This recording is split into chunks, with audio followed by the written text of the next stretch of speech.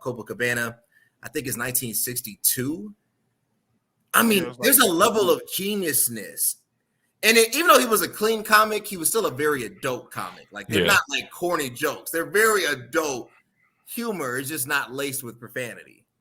When you look at it, you have to give Bill Cosby his flowers. And all I'm going to say is, you can't have My Wife and Kids. You can't have the DL Show. You can't have the Bernie Mac Show. You can't have anything that we're seeing on TV, particularly from an African-American family, without Claire Huxtable and Dr. Heathcliff. Bill Cosby is my number 2 greatest, dead or alive, and he's alive. And when he came out the court, I was like, this. I'm sorry. I know that's ignorant. You can't say that. But I bow down. Bill Cosby is a genius. That's all I'm gonna say.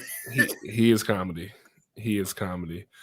I think for me, it just, I didn't grow with it besides knowing him only as, the father figure that, in the Cosby Show. So as far as him being super funny to me, I never really got that until I got older and was able to appreciate it more.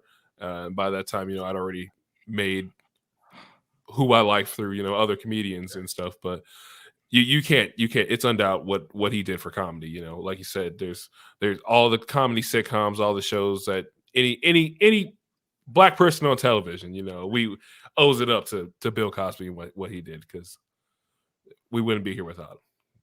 Most definitely. True. Arian, who do you got for number 2? But number 2, personally, I got Eddie Murphy. My first kind of look into stand-up that was a little more raunchy was Eddie Murphy Delirious, trying to put in my stepdad's Eddie Murphy Delirious DVD at 10 years old. And I opened my eye to a whole new brand of comedy. I said, oh, this ain't Dr. Doolittle. This ain't, this ain't Mushu from Mulan. This is comedy. Okay. Goonie Goo Goo Gus. What is Goonie Goo Goo? I was crying. I was like, this man's a genius. So, then I had to sneak in and find Raw. I had to figure it all out. Then coming to America and everything. It don't get much better. Like almost like Bernie Mac from the stand up alone. Who can almost touch him? I would hate to go after him. If you go through the movies, he can do everything from families to, shows to whatever. He does everything. And that's why I think, he's my second for sure. I like it. Steve-O, you got my man. The man of the hour. The man of the month. Wow. Oh, Jesus. The one. The only. Oh, God. They used to refer him as Cat in the Hat. The one and only Cat Williams is number 2 of all time. Why, you might say? He has the same clutch ability, as in you do not want to go in behind him. No, not only that, he has the home range of comedy down to a T.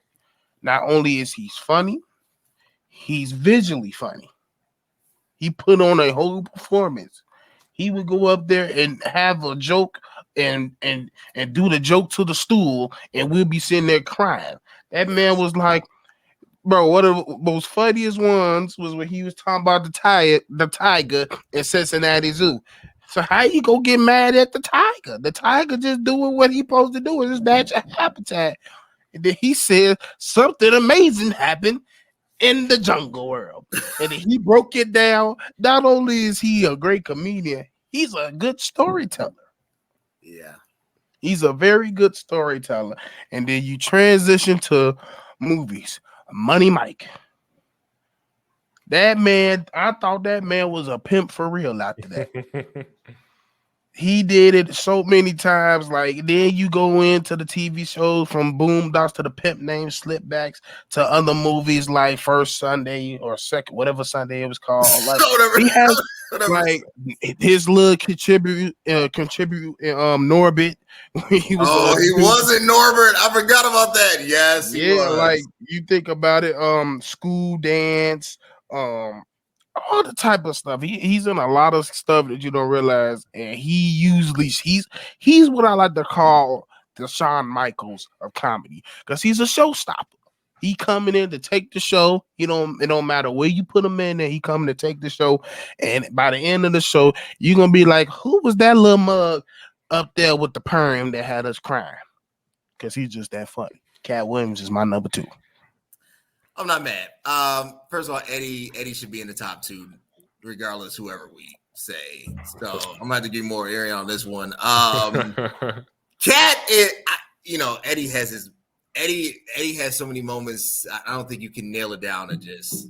I mean, the Goonie Google, you would really have to love comedy and Delirious. He was like, wife, he would say, he's like, Gus, your wife is a Bigfoot. Like you would have to know that, right? I know what it is. Your wife is a Bigfoot. So, and that whole joke about Mr. T and going to Hollywood, there's a lot that I will not finish that. There was a lot in that whole setup. Impressions too. Yeah. Eddie really has the gift. Katt has the anointing. Let me explain this. Destroys the yoke. That destroys the yoke. And what I mean by that, because Bernie had it too. Nobody, if Katt Williams is performing, I don't care who it is, Kevin Hart, Chris Rock, maybe even Dave to a degree. If Katt goes first or before you, there is no audience. They leave it. He's gonna go off. He's gonna, whatever he had on the nose, he's gonna fill it and he's gonna destroy it. And that's what I'm saying. Like, he has the anointing, because you can't, when people are that talented, you don't know where they're coming from. He'll never repeat a joke. He's not gonna do the same thing twice, right? You can't. Quick. He's quick. You're not gonna rebuttal him, right? So if you disagree with something, that will be your last if you try to say something, right? Katt Williams he's a force, and because he is so smart,